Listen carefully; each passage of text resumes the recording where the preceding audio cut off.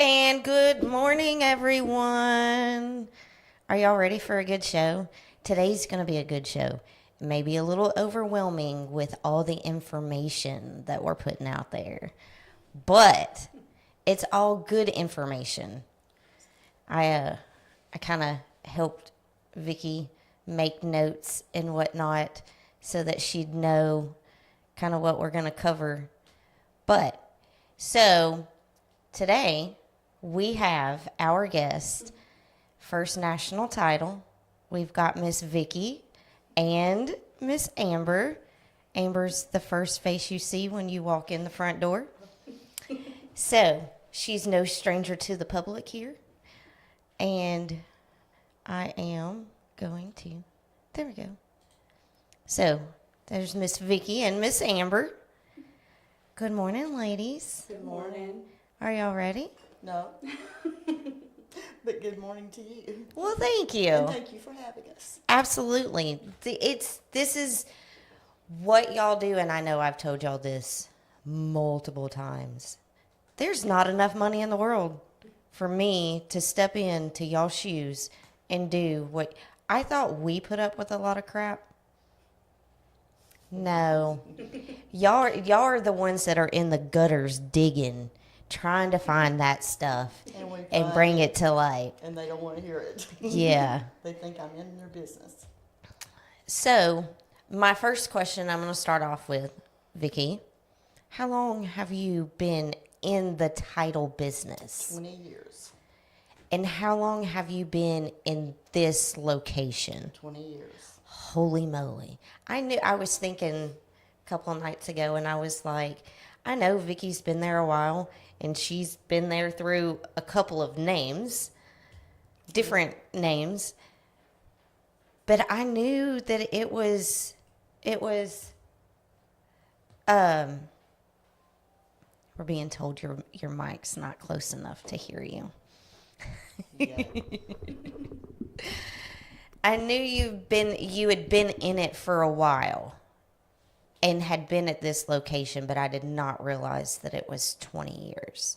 Yeah, Leon started Ozark Title Services in the early 2000s. Mm-hmm. And his office was down at where the boat place is now across from Sonic.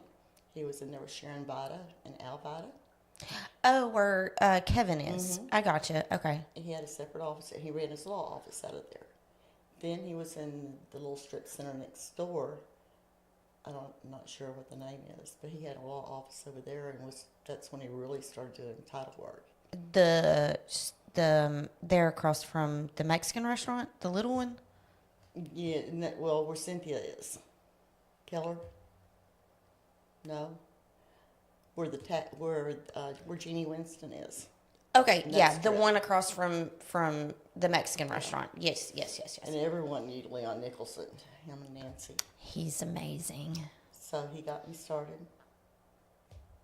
Mentored me, trained me, led me in the right direction, taught me everything I thought I needed to know, and So, before Leon snatched you up, mm-hmm.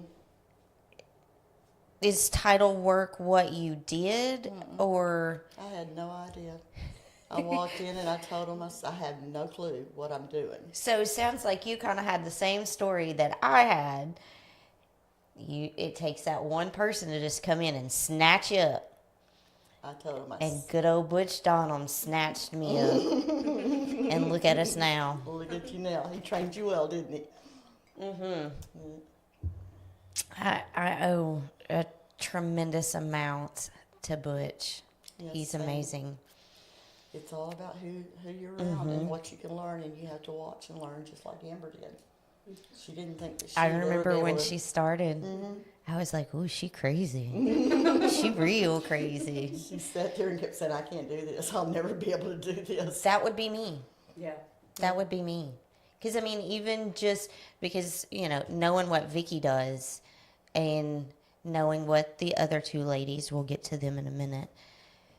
But you being basically at the front door, you're who everybody sees first. The crap that you must hear. Yes. Because, I mean, I know we all come in. I mean, I still do it today, come in with goofy questions. It's like, I don't know. Just go ask Amber and Vickie. I don't know. I don't know. If I don't know, I'll find out. Exactly. And that's one thing I can say as a new realtor coming in. Because I didn't know what anything meant, and you were quick to say, anytime you have a question, no matter what the question is, you feel free to pick up that phone and call me. Vickie's about educating. I can say that.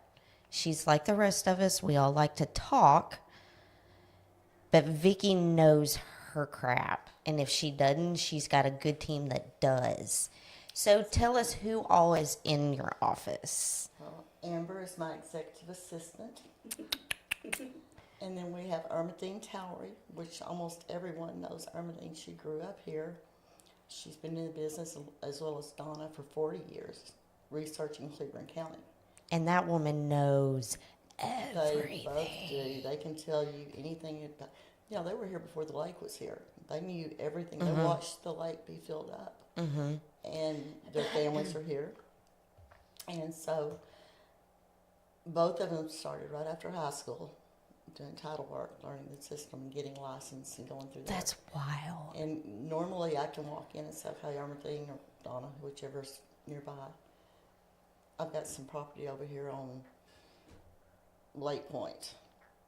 And, oh yeah, so and so. Yeah, I can tell you back before that became Lake Point what it was then and who owned it, and it goes all the way back to that family's been, et cetera, et cetera, et cetera.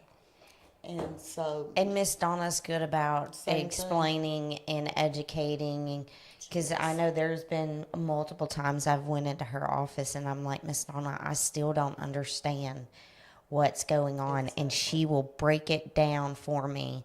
And if I still don't understand, she's not quitting until I get it. Exactly. She's very detailed, but it takes a detailed person to do what they do. Yeah, I want no part. I want no part of the title. I just want to call you up and say, "Here you go, thanks." When they pull all the records to research them, you have to tediously sit there and read in detail every line, like you're reading a book. And then you search all the records, and then you put it together, and it comes out. You see all the problems, and then you have to make a call.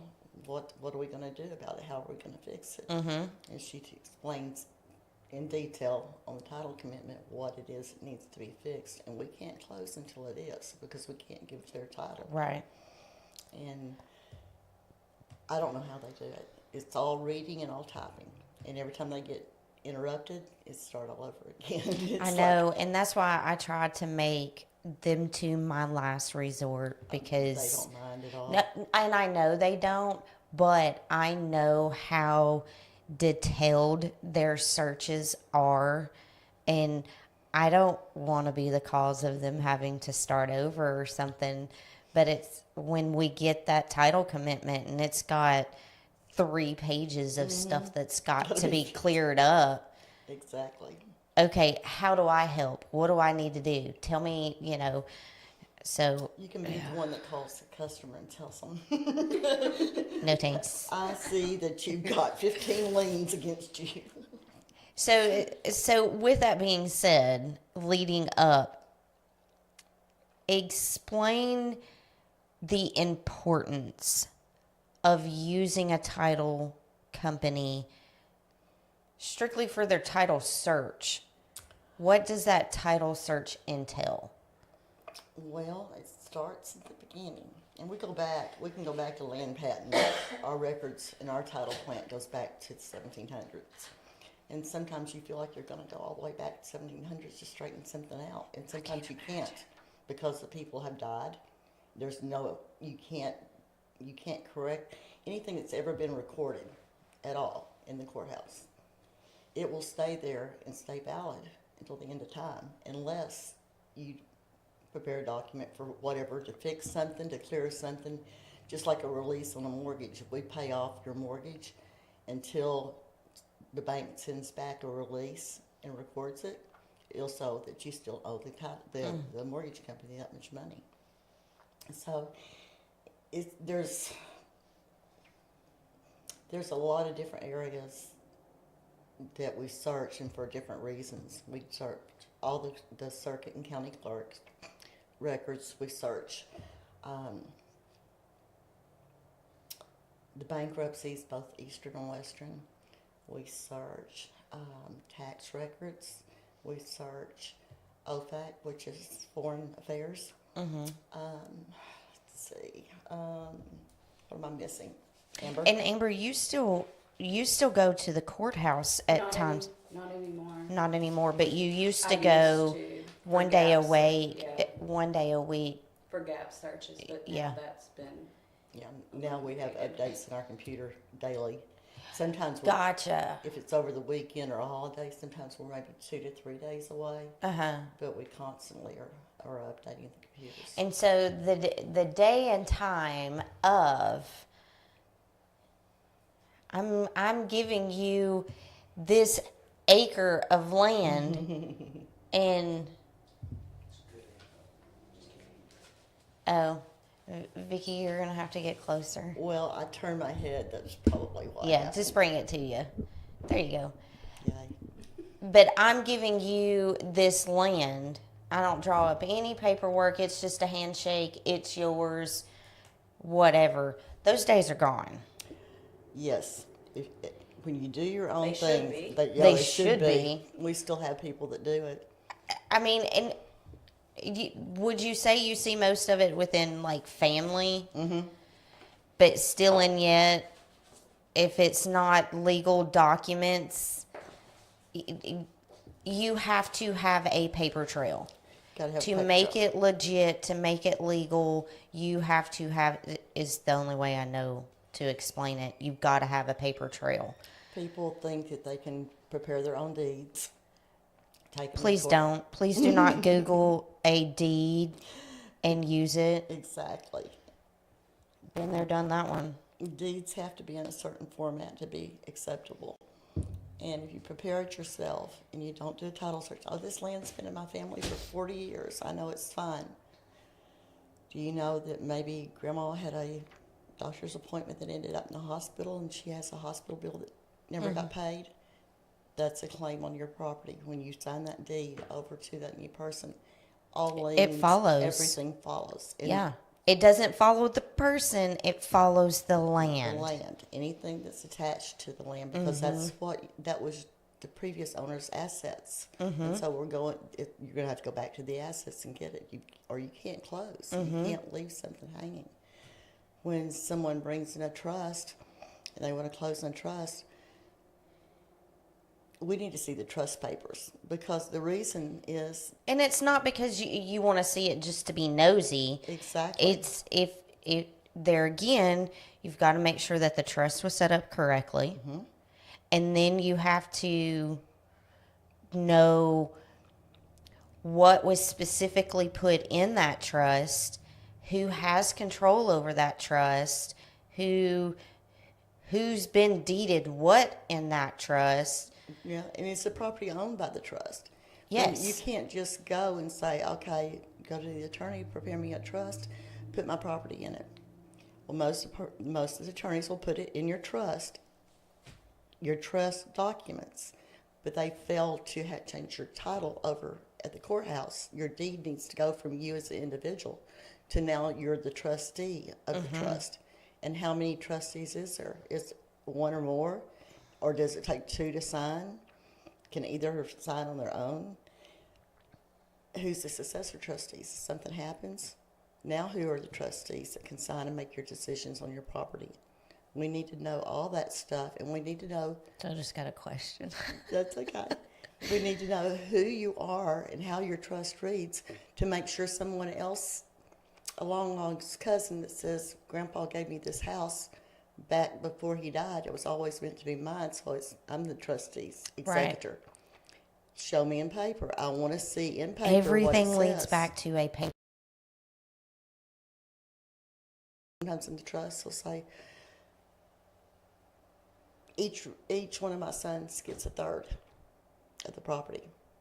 when he passes. Uh-huh. Okay, but that doesn't mean any of them can make the decision. It's still the trustees listed in the trust that can do that.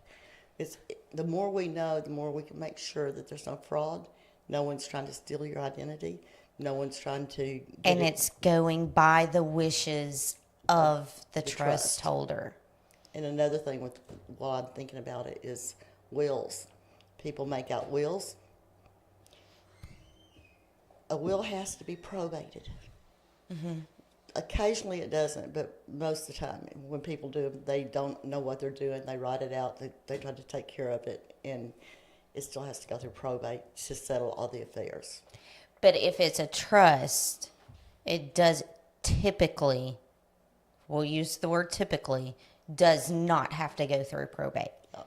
So what does probate mean? If I have a will and it's notarized, Most of the wills aren't notarized, but that's okay. Well, they're witnessed. okay, there we go.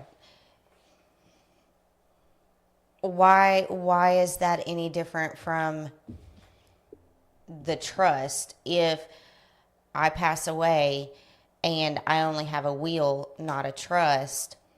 What is the difference in why does a will have to be probated and a trust doesn't?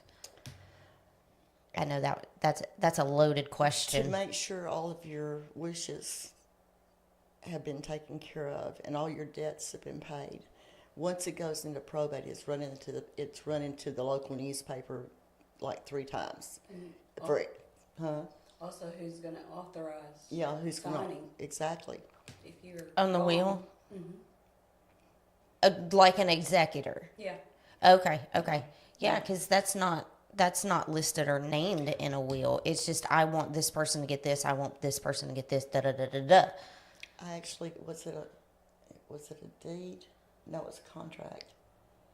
The deceased person was who the seller was.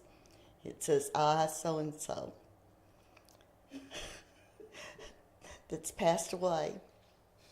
And And this is why I say I could not do what y'all are doing. deeding it over to the son. It's amazing what people think they can do, and if you do it wrong, it takes 10 times as much time to fix it, and sometimes we can't fix it. And so in that situation, if you can't fix it, I know I'm jumping around, but if you can't fix that, Can't close it. then you can't give title insurance, you can't give clear to close, you can't do anything. And in the will, let me rephrase that.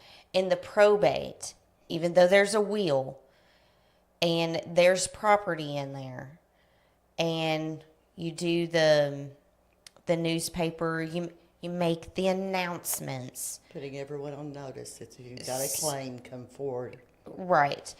So, trying to figure out how to word this question. If I pass away and I have 3 kids, I only had a will, so they're having to go through the probate stage of it, and typically probate it can go for a long time, but mostly you'll see 6 months to a year. Exactly. Yeah. But what happens after the probate's cleared, no claims came forward, yada, yada, yada, but there's my 3 children and these are all of my assets, would the court decide how this is laid out? How does... The court will approve an executor or executrix. Gotcha. So the court will assign one. Okay. And that's who can sign the deed, all the transfer papers for closing, and then they fulfill the wishes of the deceased. I gotcha. Per will, so to say. And it could say, there's 3 kids and they all get a 3rd share to be sold, whichever. Sometimes they'll be specific on one that they want to have something, and the other 2 they're just mentioned. It just depends on how it's written up. Right. And so to me, that's the benefit of having a trust versus a will. A trust is very good. It really takes care of things a lot better and makes sure that your wishes, and it also takes care of anything that's out there. But basically, when you start a probate, you're taking it to an attorney, and he or she's going to prepare everything to get it started, and then she's going to run it in the paper, etc., etc. At any point, she can get an order from the judge to sell. I've had that happen. And that's one thing that we have to have. And then the next step is the proving the sale of the property. The judge has to sign. And that, what he's doing there, he's looking for the value compared to market value, and making sure that they're not undervaluing it to someone that they shouldn't. And from my experience, and once the judge signs off, this property can be sold, I can close it. and then the funds will go to the executor. The funds For- the Okay. funds go back to the attorney to be held in escrow right. until everything's clear, and then the It's attorney dispersed. will disperse. Got it. Okay. So I don't have to wait till the probate's closed, but I actually have to have the two things signed by the judge in order to complete the closing. Right. Okay. Because sometimes there may be 15 errors that need checks. Once I turn it over to the attorney, she gets to write the checks. Yeah. Have fun with that. You know. I just got it closed. You get to do the rest. Another question I get a lot is people come in and they want to transfer their property to another person.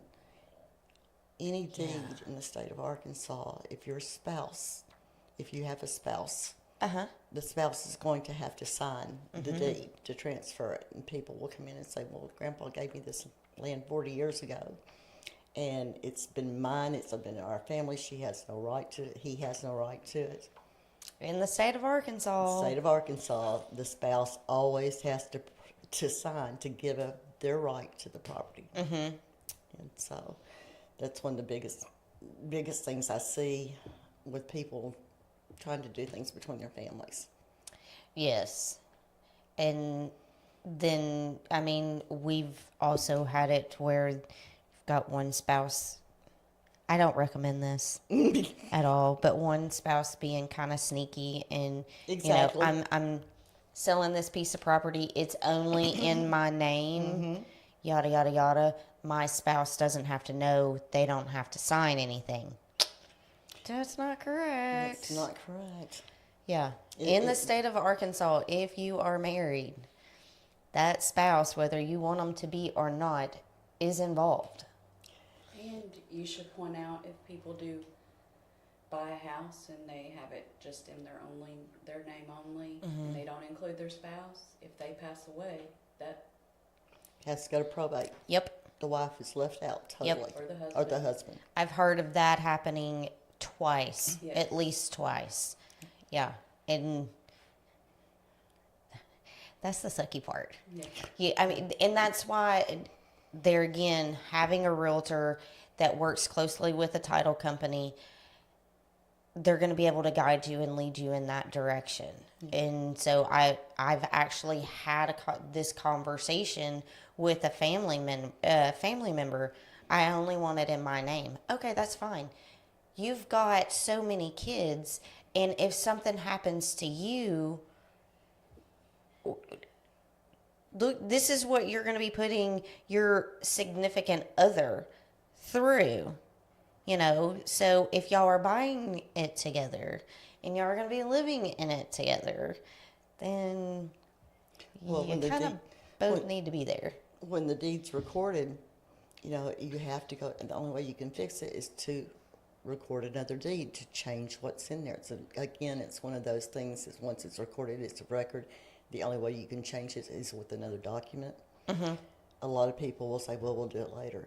I've had two that the wives were left with nothing because their name wasn't on the deed. And so at that point, it's divided between all the heirs. And so I had one a couple weeks ago, and the lady was living in the house. The husband had died a couple of years ago. She thought because she was a wife, it was her house now. She wasn't on the deed. So it had to go to probate, and it ended up, his will had left it to his 3 kids, not his wife. And that's the way the money went. He had done the will before Yeah. he was married. But it was never changed. And another thing that goes along with that is even if the mortgage is that away, if the mortgage is only in one spouse's name, there's a whole mountain of hoops and red tape that you've got to go through if you're the living spouse to get that mortgage transferred over into your name. A lot of times they will make you refinance. Mm-hmm. And hopefully the person has the ability to apply for a loan and get a loan to refinance. Mm-hmm. And that's the awful part is if that's the case, you know, not saying anything badly, but what if the living spouse can't get a loan? Exactly. Then, I mean, and unfortunately, and it's not that we try to be morbid or anything like that, but when it comes to this type of stuff, you've got to think, if I was to die today, what am I putting my spouse through? In my family, I mean, it's just, I've had several that were heartbreaking. It's just, there's not anything you can do. You know, you can't close it, you can't do anything with it, you can't make it right. So anything that you do, you have to make sure you do it right, make sure that the legal description is correct. Well, that was fixing to be my next topic for us to touch on is why is it so important to have a survey? Well, let's start with this one. A lot of times, anytime we get an order in, Yes. Donna will sit and plat it. What she means by that is she takes the current deed of record and whatever the legal description is on there, like he'll say, beginning in the west half of section whatever, and then on and on and on. Those first couple of calls there can get reversed, changed, accidentally backwards, and it puts your land in a whole different place. So this one I'm working on now, I have in my office. It's not only in probate, which I gave you the ways that we could close it with, it's still in probate. This way? I mean, they still can't see it. It's too little, but it's Okay. fine. Well, her property that she thinks she owns is right here. They've lived there since the 80s. The property she really owns, according to the legal description on the deed, is over here. Stop it. In the middle of 70 acres that another man in town owns. Stop it. But it's recorded like that. Well, all the heirs, we don't even know who all the heirs are because everyone's gone. They were an older couple, they had died. So now we're trying to figure out, are there any heirs that have claims to it? And we're sure they are. Their heirs, their heirs, their heirs, They their could be heirs. all over the country. So the only thing we can do is order a quiet title, have the customer file for a quiet title, so it erases any claims to the property that any heirs could have. This guy over here still doesn't know that his legal description is wrong. She thinks that this is what she's selling. She's actually of record selling a piece of his property. So instead of doing deeds herself, and instead of writing, That one scares me, and I'm not even a part of it. instead of doing deeds yourself and maybe making a mistake, which puts your property in a whole another section, Yeah. and continuously destroys any records that we think we have that tells us where it is. Holy moly. So the only way they can do is do quiet title action and then finish the probate, and then we can close it. And the problem is it's only a very small sale. It's not very much money, but it's still got to go through all the steps. So, okay, so you said not the best way, but basically the only way to clear that up is to do a quiet title. Yeah. So if you do a quiet title, Any heirs that- have the right to come forward and claim whatever they think their share is, to put a claim in, They have a certain amount of time. yeah, within a certain amount of time. gotcha. So it's run in the paper like 3 times to notify any creditors, heirs, or anything come forward during this time. So once, and this is gonna jump into what I told you that my text message that I sent you and Amber. So once the quiet title is done, okay, quiet title's done, it's clear, it's closed, Closed by the judge. yeah, yada yada yada, because it's in probate. What would be the next step to change it from a quiet title to a warranty deed? And what's the difference between the two? So once the quiet title clears anything against it, so like where we have requirements on our title commitment that we need to fix, that clears the requirement. That's been recorded, it's been documented, the judge has signed off on it. That's not an issue anymore, so we just proceed with closing. Okay. It's not a deed. Quiet title isn't a deed. There's not a deed.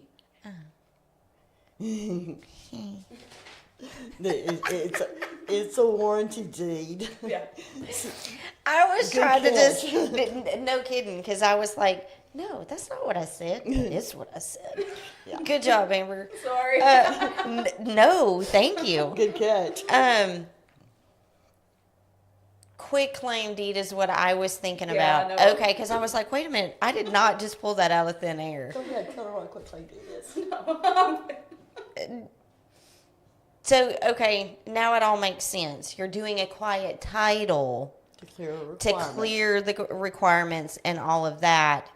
Any interest that may be out there, yada, yada, yada. Is it hard to do a quiet title? Well, the attorney does it. He or she has steps, and one of the steps is to run it in the paper, published in the paper, Basically like a probate. and having the receipt showing that it was run, and then there's a waiting period of like 60 days, I think it is, something like that, Yeah. and then it's cleared. Okay. And so the judge signs off that the quiet title action has been closed. And so if once that's done, that's cleared up, you're doing a quiet title, all of that. So when you get to closing, because the judge has signed off on the sale, everything like that, do you do a warranty deed? Okay. Yeah. Okay. So here's my question, and only because I have recently seen this, and I only seen it on a tax card. I've not actually seen it. But what is a special warranty deed? That's the ones that normally you'll see coming from a tax sale, Okay. where they're not in any shape and form warranting that deed, saying that they, like a past problem they would fix. It's as is, period. And then, do you have to wait so long to sell? You have to wait so long for title insurance. I don't know about the sale exactly. Like after I've done purchased this lot off the courthouse steps on a tax sale, it takes, I have to wait a certain period before I can get a title search and title insurance. Is that we what can you're do saying? a title search on anything, but a title commitment to insure Mm-hmm. a title policy, 15 years. That's how long you have to wait? Why? Chicago Title, First American Title will not, our underwriters, Uh-huh. will not let us insure anything less than that, because what if an heir was out of state Or out of the country? or out of the country? And they missed it. Okay. So they can But still dang, 15 years? Yeah. I mean, you just never know when one's going to pop up and say, hey, Grandpa owned land in Arkansas when I was little, and now that he's gone, we need to go to Arkansas and see it and Right. sell it or whatever. Yeah. But And I will say, me personally, I mean, that's what makes me nervous about the tax sales, because you really don't know what you're stepping off into. a lot of people think that they're cleared. They're not. Any lien, any divorce, any bankruptcy, anything would still travel with the land. And so now that you bought it, the only way you can sell it is to pay all the things. I've had people come in, not necessarily just for a tax sale, but not realizing that everything transfers. They don't think they need title insurance. So one of them was a lady here in town. She'd known the neighbors for years. They would never have any bills. They were upstanding. They had a good job. They had money. So she just needed a deed. So she bought it. Well, she decided the next year that she's going to sell it.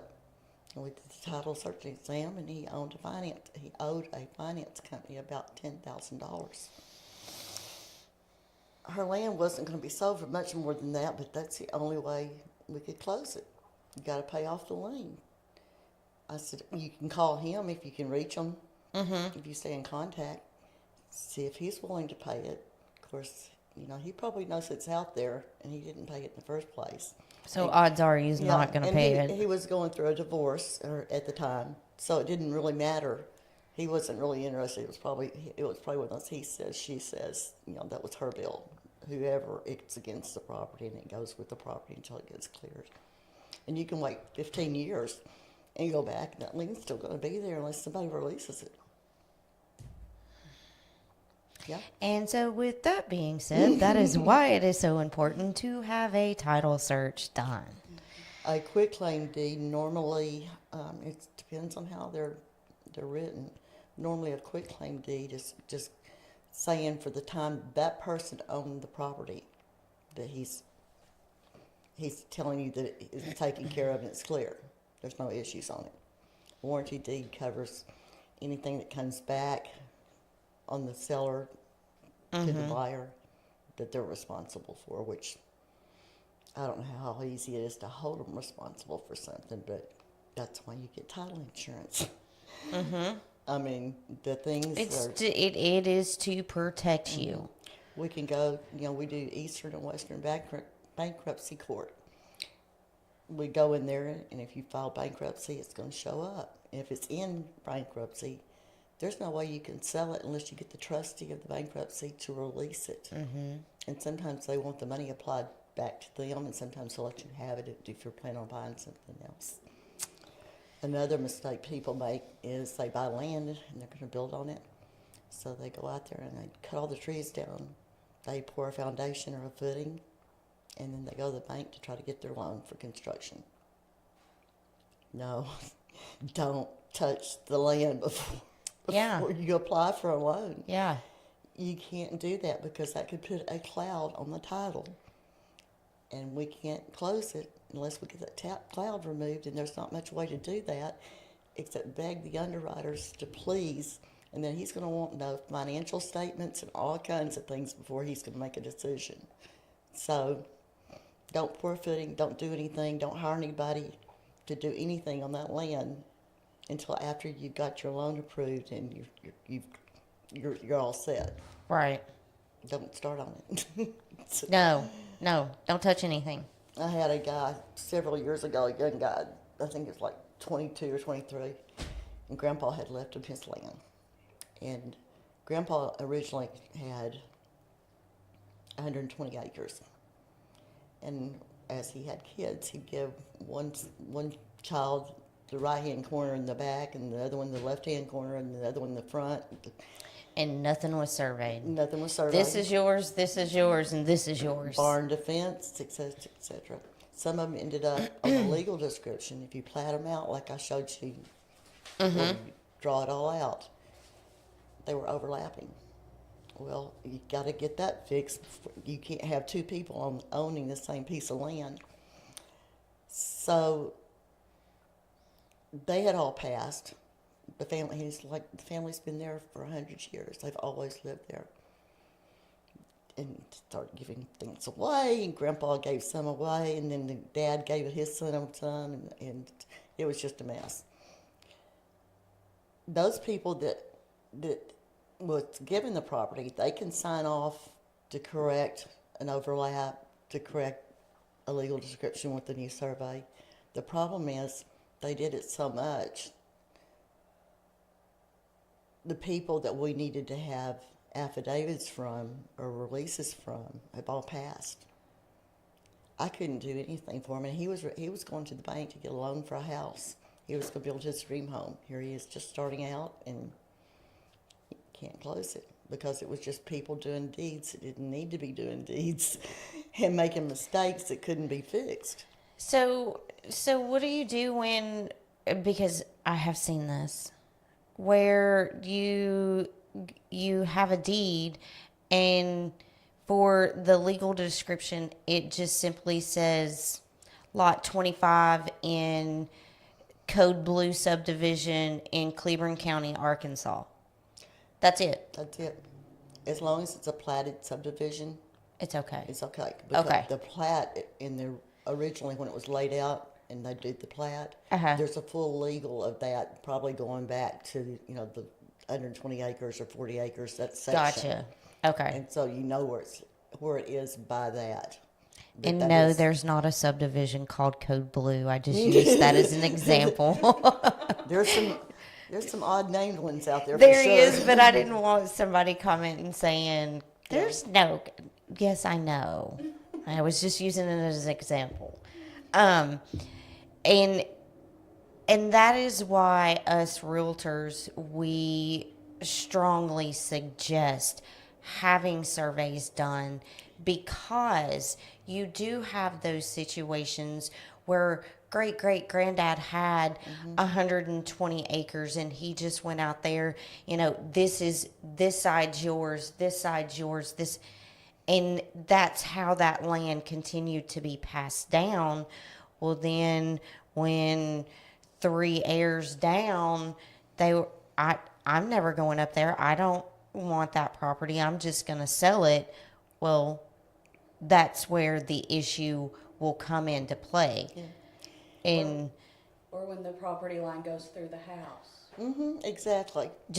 just had one of those. And we're like, what do we do? And they were like, oh no, this pen was here when I purchased it back in the 80s. Da da da da. Surveyor goes out there and they were like, the pen's been moved. And so that's why your neighbor, his $150,000 shop that he just built is 4 foot across the line with his fence, his concrete slab, and all the things. And it really does happen. Yeah. Storm cellars. Or even septic systems. We've had field lines where they have crossed the line and they've been there for 40, 50, 60 years. Nobody, unfortunately, unless you're in the business, nobody thinks about that. And There were monuments put and markings put in place all the way back to Lewis and Clark. That's how the whole thing is. The whole country is on grid, going north to south, and east to west. And that's how the monuments got placed, and that's how we just. A lot of properties don't even have an address, and if they do, it could be changed. The companies, the towns, the cities end up changing the street name or one thing or another. A legal description is never going to change. no. It's always going to be there. It's off those monuments. If a surveyor's gone out there and started at point of beginning being at one monument, he's going to draw your whole line out to be a complete survey. Then you know what you got. You really should know what you're buying, not just take a chance and say, well, I know that property. I know. You don't know the history of that property. It could be 100 years ago. It could be 50 years ago. Something could have happened back in the chain of title, but it still has to be fixed for me to close it. Correct. You can't just say, oh, well, And it's not like the surveyor goes out there and he was like, oh, this looks good, and draws a line or, whatever. They go research it at the courthouse. They have markers that they go. So, I had one not too long ago. it's so important. The land was like a long rectangular shape. So the guy that bought the front half of it built a house on it. He looked at the tree line and he said, that's about halfway. We own the front half, they own the back half. Well, when he got ready to sell it, the surveyor went out there and the back porch was all on his property. The rest of the house was on somebody else's property behind them. And so he contacted that person, which was out of state, and explained what happened and asked if he could buy that much of his land. And the guy refused. And and we've had that happen quite a few times, or they were like, okay, I'll sell it, Yeah, but you're gonna make it worth my while exactly. to sell, and that's why we push. Let me rephrase that. We strongly suggest getting a survey because I've had it done in my first year and a half of having my license, had a piece of property surveyed, seller disagreed with the survey, went and ripped, I know this is illegal, but he went and moved the pins because he disagreed. Well, but they have a job to do and they follow it because they know how important a legal description is. They're like the rest of it. They're licensed by the state. Yes. To say that they know what they're doing and they're doing their job correctly. Yes. Because otherwise, you won't have your license very long. And and just like this situation, if a survey was done for that legal description, this wouldn't have happened. Because the surveyor would have noticed right away, looking at the current deed, that's where we usually start, was with whatever legal description's on the deed. So the surveyor goes out there and he starts to measure things out, and it's like, this is not at all right. He knew right away it was wrong, and fix it, and then get a deed recorded to fix it. Right. And there again, like we were saying in the beginning, it all goes back to having that paper trail. Those days of just a good old boy handshake is unfortunate. They're still happening, but if you do not have a paper trail to back it up, not a Google deed. Not a Google deed. One day it's going to come back to get you when you get ready to sell, and you find out all your work that you put into it. You can't sell it. You can't get title insurance. You wasn't even on the right property. And you can't get a loan at the bank, at any bank, for any reason without title insurance, because that lender wants to be covered. Yeah. So if we can't, And they want to make sure that they're loaning money on the correct piece of property. Exactly. So that's, a lender will ask to see the survey. They want to see that legal description. So, And surveyors can make a mistake. We're all human. Before, and at that point we do a scrivener's affidavit that corrects the legal the call if it's something minor, or he redoes the survey and has it certified. Right. So that puts it correct, and then we have to do a deed showing this is how it was listed, and this is the new survey. This is now. the correct way. Yeah. And everything, like I said, everything that's recorded, you've got to find a way to fix it in order to move forward with it. Otherwise, you can't do anything. And with that being said, everything that we're talking about is something that they do on every single day. Every day. So when you hear someone say, oh, I'll take it up to the title company and they'll have it ready for me tomorrow. Or what's taking the title company so long? Yes. This is why when I said they actually go in the gutter and are digging for crap, literally they are digging for stuff to make sure. Well, there again, you're not only trying to protect the seller, you're trying to protect the title company, you're trying to protect the buyer, you're trying to protect the realtor, the surveyor, the list goes on and on. So that's why it's so important that the title company is, if you're getting the phone call from the title company on the daily, this is why. They're trying to make sure that they're doing it the legal way. So for 20 years from now, when you go to research your stuff, it's right. Exactly. There's so many things that we look for, but when you've researched everything, and you can just imagine if you put in David Smith's name in the computer and did a title, looking for title search, you may get thousands. Because it's such a common name. It is. And sometimes it doesn't even necessarily have to be common, but it'll show up somewhere else. And the only way we can identify it is either by having the initials in there. Hopefully that'll help. But it could still have initial being the same as somebody else with a different name. The only way to identify it then is to get your Social Security and try to go backwards and match that that's Right. who you are or that's not who you are. If you're in bankruptcy, that's pretty easy because the trustee's going to have it. A lot of times people are getting a divorce and they want to go ahead and rush this through and get it closed. If you're in the middle of a divorce, you cannot do that. We have to have the divorce finished because they may make a ruling in the divorce that she gets the house or he gets the house, or the property needs to be sold and split 3 ways. Right. So You have to have it's that in the middle divorce of a decree. working. Yeah, exactly. Yeah. So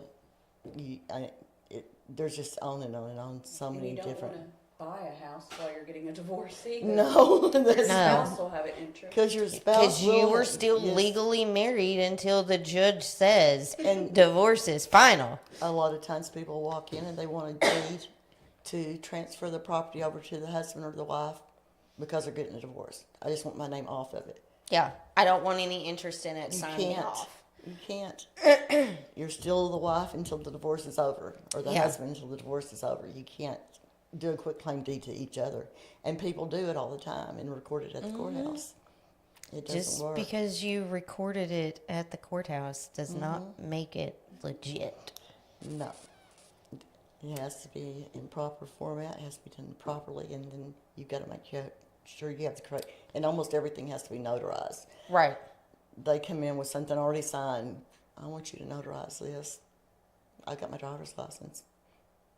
No, can't do that. I didn't. I've got a witness. Yeah, I didn't witness you and signing make a that. judgment call. Are you who you say you are? Yeah. I Yeah. had a closing come in from Fairfield Bay on a lake lot, and they had owned it for about 20-something years. And they weren't going to come in. The seller was actually in Germany. Yes. And so everything was by email communication. The realtor had talked to him a couple times on the phone. He seemed like the person he needed to be.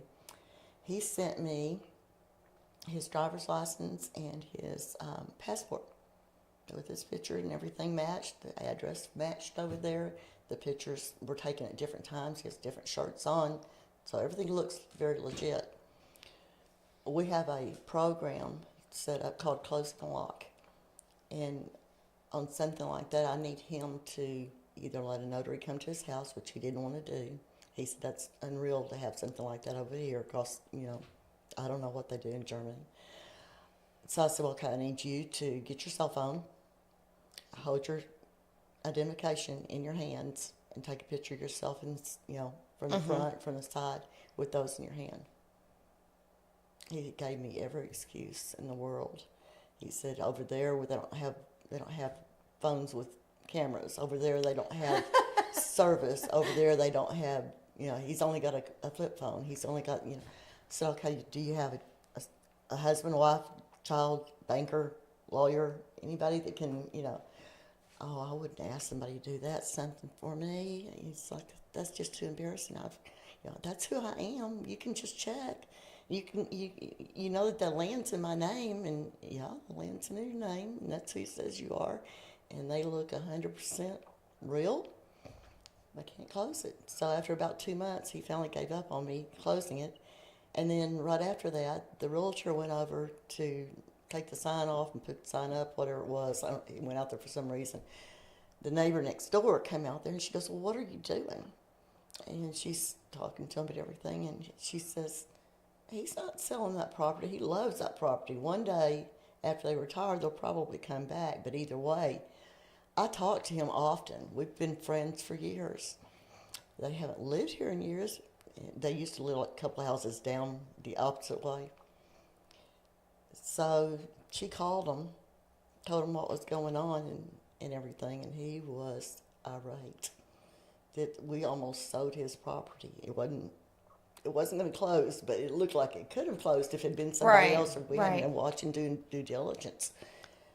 But yeah, he had somehow Well, falsified all that stuff. I've actually had that happen to me once, and it was a seller wanting to sell his property way out in Shirley, and so I didn't get warm fuzzies about it, so I sent David and Jody out there.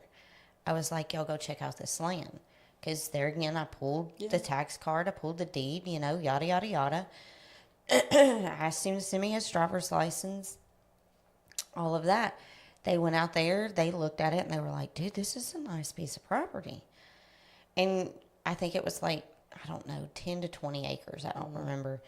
And so I told him, I said, once they get back from looking at the property, I'll call you and we can talk, numbers or whatever. So they got back and we, pulled comps. We were ready. And I called him and he was like, I can't talk on the phone. I can only text. That was my first red flag.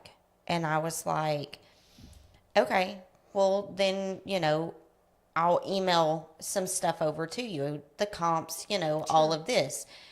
And he was like, okay, that's fine. But this text and email is my only form of communication. And I was like, no, this ain't right. So then I started asking for more, identification and all of that. And he got, hang on. I guess we can have some fun now. It's a good thing you came back just in time. Had someone at the front door. Well, then he he ghosted me, and he stopped talking to me, and I was like, okay, that was real weird. Well, then come to find out, talking to another realtor, that who the real seller was. So I was like, okay, no lost sleep, no love lost. I didn't take it. Yeah. Not even 3 weeks later, I seen the property hit the MLS. And I was like, oh no. So I called that agent, and she was like, oh yeah, I got it listed, and not even 2 days later, got it under contract, da da da da. And I was like, did you really, really thoroughly, vent this dude? And she was like, oh yeah, I done the things. Yeah. And I was like, okay. Well, come to find out, talking with another title company, it made it all the way to the day of closing. And they found it. It's scary. And so then I had that agent call me and was like, you called me? And I was like, yeah. And here's why. That's why I didn't take it.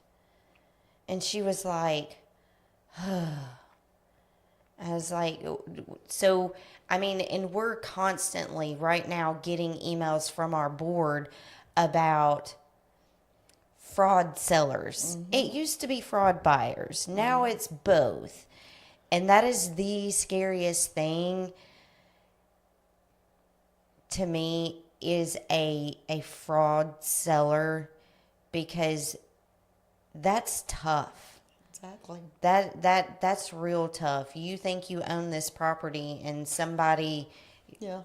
is thinking, which even, so we've got sellers that, are not real.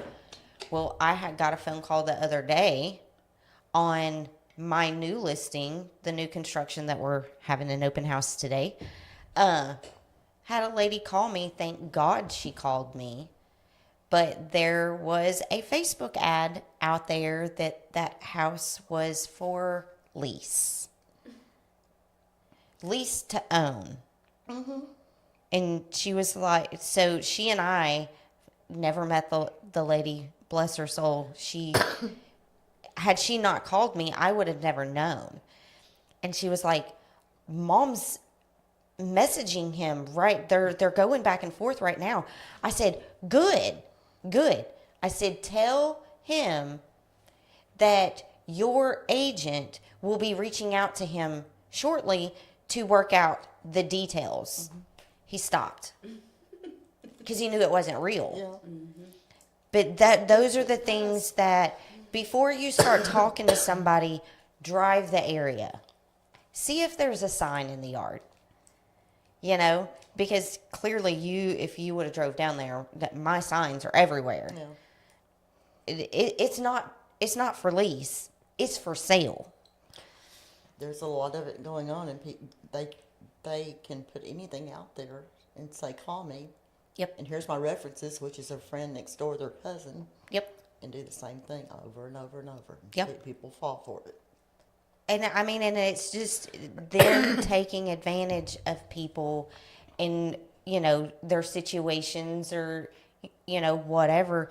And it's just them taking money. Mm-hmm. And it's unfortunate. And it sucks. But at the same time, that's why you use a title company. Title company's going to find it.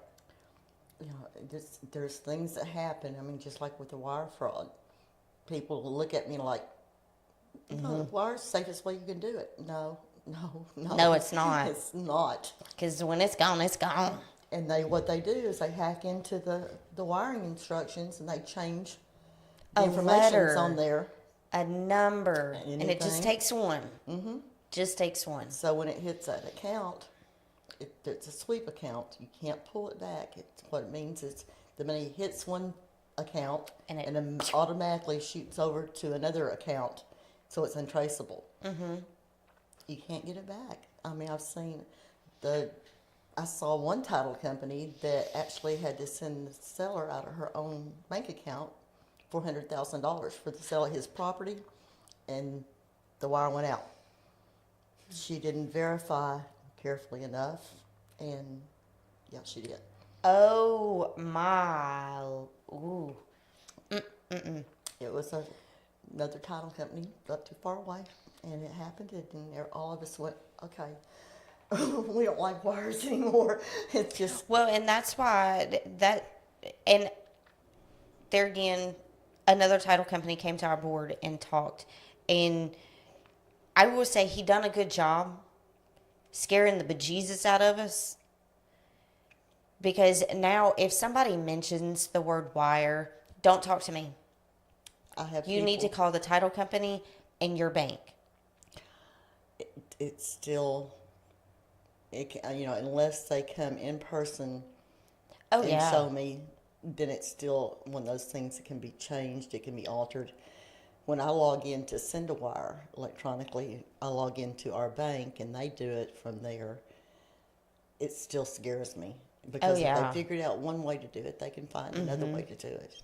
And I had a customer sometime last year that had lived overseas. Remember that guy? He said it's some village over there. And he said the people warned him. He said, we're friendly here, don't go over into other village. And he was asking questions, and so that whole village is nothing but warehouses full of tables with people with phones and computers trying to hack wires. And one way they do it is like all the realtors are online. You can find your email address anywhere. Oh, yeah. So they find the realtors, they start watching them. And then when that realtor pops up and says, under contract or whatever, they start following you. Every email you get, it's just like I've got one from my bank, from our escrow account. Anytime there's anything that happens, I automatically get an email saying something's happened on this one. Mm-hmm. So I know that something's going on. With them, as soon as you're emailing something and you tell them they're under contract or say, okay, the title company needs you to call them about your funds or we're closing on whatever day, anything they can gather off of your email because they've hacked into it and they're following it. They know when the closing date's going to be and they know when the transfer of money's going to be. Yep. there's too many people involved not to, because you've got, a lot of times the realtor, the inspector, the appraiser, The lender, everybody. yeah. So they hack in, they follow. And anytime you send out something, it'll ding on them their end to let them know you're online, you've done something. So they take that, and as soon as they get the email that says account numbers or anything like that, they pull it, they change it, they attach it back in there, and it goes on like nobody's touched it, like it came directly from you to them. Yep, and they also, we've been told that in the courts, that if a sale like that happened and it was a fraud in $400,000 and that it goes to court, who has to pay that money? If you send me an email and instead of me picking up the phone and calling whoever, if I just turn around and forward that email, I am just as reliable for it as you are, because I passed that information on. If they intercepted our email, and then I took it and I forwarded that intercepted email on, I could be liable. That's why I do not like forward. I don't like forwarding emails. When they don't find it one way, they'll find it Oh, another. yeah. Yeah. I prefer to send out the seller's proceeds if they're not coming in a check made out to them. I track it with UPS. I see when it's next day. I can tell it's supposed to be delivered the next day at this address. And who signed for it? Yeah. Yeah. That way I know the person that got it was the person that got it. Yeah. And even so, if anybody intercepted that, which I can tell, where it stopped and how long it's been gone. If anybody did intercept it and they took that check, they've got to figure out some way to cash it. Because they've got to have ID. If they go to the bank, they're going to require them to have a bank account. Oh, yeah. And sometimes an ID. An ID. Yeah. And same thing with a trust. If it's in a trust name, the bank's going to want to see your trust. They want to see that trust paperwork. Exactly. But I made that mistake once. It was by accident. Personally. And they're like, we got to have your trust paperwork. Huh? What? Y'all all know me? Yeah. They were like, we know, but. And I was like, okay, never mind. So Exactly. I had the check rewrote so that I didn't have to go through all that. Anytime there is a contract that comes in, whether it's in a trust or LLC or whatever, if it's entered, the property's owned by that entity, the check's going to come out printed like that. And you're going to have an account set up to match it. If it's a trust, you need to have a trust account set up in your bank. You can put it in there and take it right back out. But it's going to go to the payee. It's going to be the person that was on the contract as a seller. Yep. I'm not altering them. No, I'm not fixing it for you. Yeah. No. Well, ladies. Did you run out of questions? Yeah, kind of. I mean, no, we really could sit here all day. Yeah. But I know y'all have a busy schedule, and, well, you already know what my schedule's like, so. And y'all made it a whole hour. I didn't touch And on didn't a lot even of things, miss a but beat. it's not anything, anything in this. That I think we touched on quite a bit, some very important stuff. So I was going to tell you too that both of Armdine and Donna have been with me almost the whole 20 years, because They're amazing. Even back when Leon owned us, they were here. Armdine worked for Heber Springs Escrow for years before. Oh, that's way before my time. Oh, I know. I mean, you can look at title commitments way back, or policies way back in time. Armdine's name's all over everything, all the way back. But She is the sweetest. She is truly the golden egg. yeah. But anytime anybody, it doesn't matter who, you've got a title question, You got a concern, you want somebody to look at your deed and tell you something, you can either call me an Amber.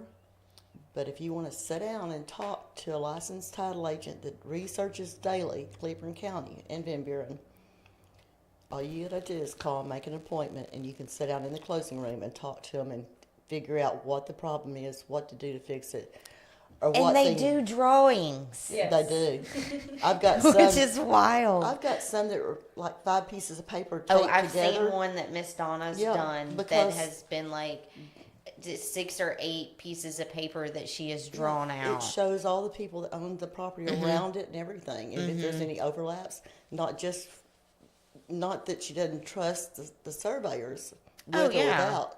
She wants to make sure in her mind that she knows what it is. Yep. But anyway, they can make an appointment and come in and sit and talk for hours if they want to. There's no charge.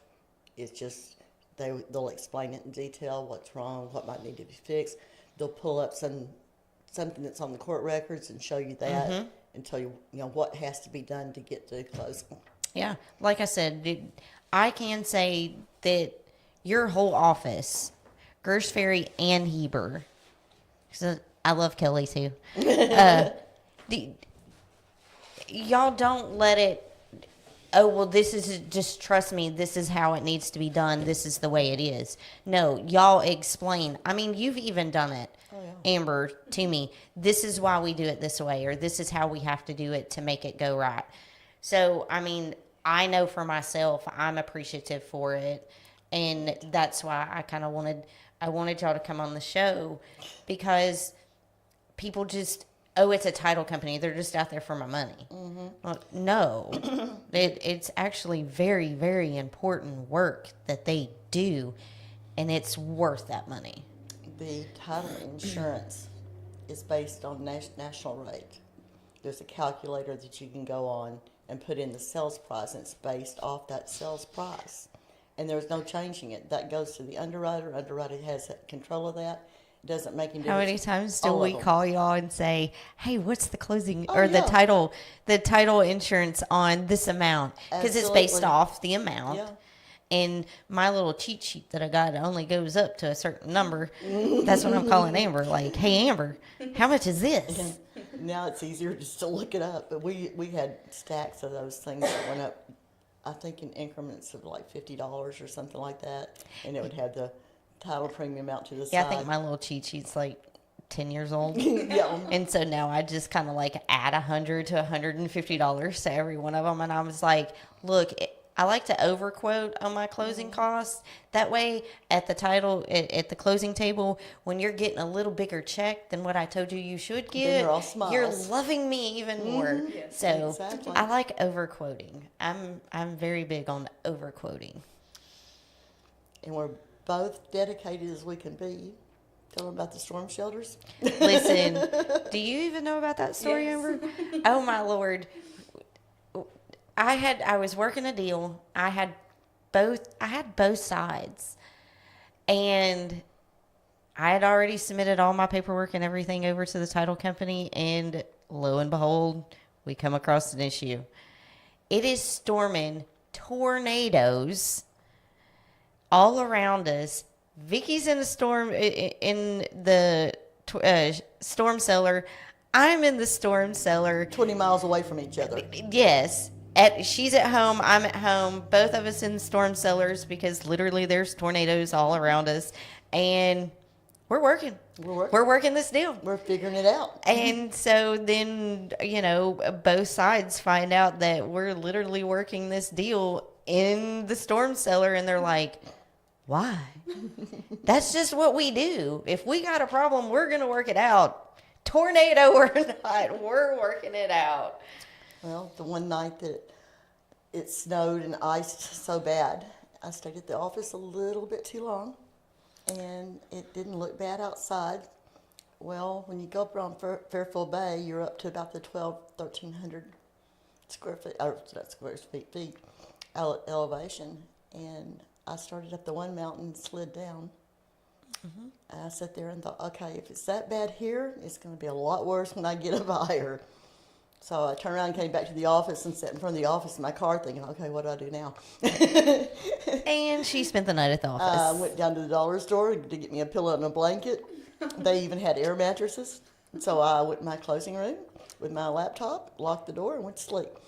And I had a closing the next morning, like I think it was with you, I think like so. at 9 o'clock or something like that. And I thought, if I do get home, I'm not going to be able to make it back to the office. And Greers Ferry might not have anything but That's me dedication. getting down here. But I've also told her never to do that again. Well, it's I'm still, right here.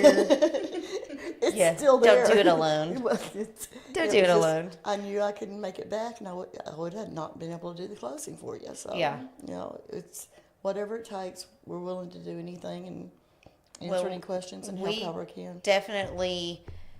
Definitely appreciate everything that y'all's office does for We us realtors and for the public. Well, it's like we're all a little family. And Yeah. We've known each other forever. We worked on from one end to the other. Exactly. So, Exactly. you know, sometimes it's good and sometimes it's not so good, but Yeah. whatever. But we Whatever. keep trying. So, so if you're looking and you have questions and whatever, and y'all want to talk to these ladies, their number is 501-825-6800. I've got it memorized. And on speed dial. And they are in, so you know the big shopping center that's got Subway in it, they are right dead in the center. For 20 years. And they have been there for 20 years. And I have still had people come down here thinking this was the title company. And I was like, no, it's right, like literally right in the middle. You can't miss them. Exactly. Yeah. So, If they got Stop questions by. about title insurance, come in and talk to us. We'll explain Yes. what the process is and what it does for you. and they'll fix you a cup of coffee. And maybe we will. And our underwriters notified us the other day that the enhanced title insurance is only in your real estate contract this year. They put on there something about the buyer can pay the difference between the owner paying for the seller paying for the owner's policy. If they want to pay the difference, they could get the enhanced, which covers almost anything, fraud after the sale. Oh, I didn't know that. It's only 10% more for the Than buyer to the regular take the title regular insurance. what the regular title insurance was for the seller. Add 10% is what his cost will be, the buyer's cost, to have all that extra coverage. And I can email copies of everything to send out to you. Chicago Title sent us a bunch of things the other day in comparisons. It's amazing. Some of the stuff I would never take a chance on, especially not for 10%, but it does. Yeah, I walked in on you the other day when you were in that class, you and Miss Armadine, and I didn't know. You were just like, do. I was like, well, okay. Chicago Title was on the phone with me, and Jim and Chicago Title and a couple other people, and it was like, okay, they're listening. And Jessie walks in, which she always knows she's always welcome to walk in and talk to me. Yeah. It's like, Yeah. And then I heard David in the background, and I was like, oh, crap. Sorry. Luckily, I was on mute. nothing exciting. It just the basic things that had come out and what it was all about and what we were going to cover. So, yeah. Well, thank you, ladies. You're welcome. Thank y'all so much. Because I know y'all were both like, do we have to? What are you We'll talking- only do it if you really need us to. And seeing it wasn't that bad. No, not at all. It's just us sitting here having It's a just conversation. so much to cover and so many It things that is. are so important. You try to figure out what. I think we could start this over and start at like 9, and I don't think by 10 o'clock tonight we would even cover half of it. Exactly. I think we just slivered off the top. That's it. Well, I will say thank you, everyone that tuned in. Thank you, Vickie and Amber, You're for welcome. spending your mid-morning with us. And what was this? For your review later. Oh. On the enhanced policies. Oh, perfect. Thanks. I hope y'all have a wonderful Thank you. Thursday. You too. And of course, you know I'll be seeing you. Bring us some contracts. Absolutely. Absolutely. Let's do this. Y'all have a great day out there. Don't forget, we've got an open house at 125 Red Fox and 100 Higdon Ridge. So y'all stop by. We've got some sweets and we got some barbecue and we got a little giveaway. So We y'all might get hungry. Yeah. So y'all come to Red Fox.